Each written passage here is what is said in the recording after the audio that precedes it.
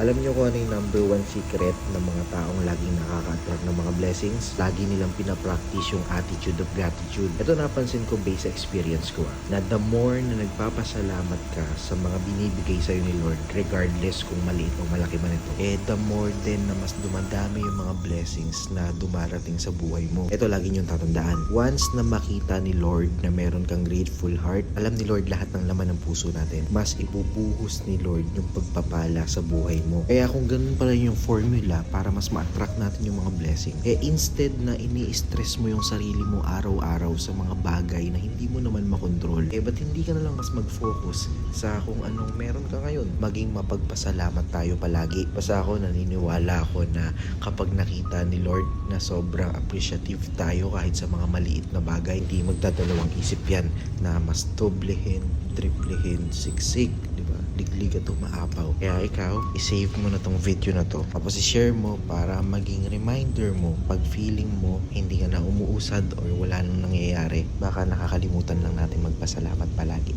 Follow me for more.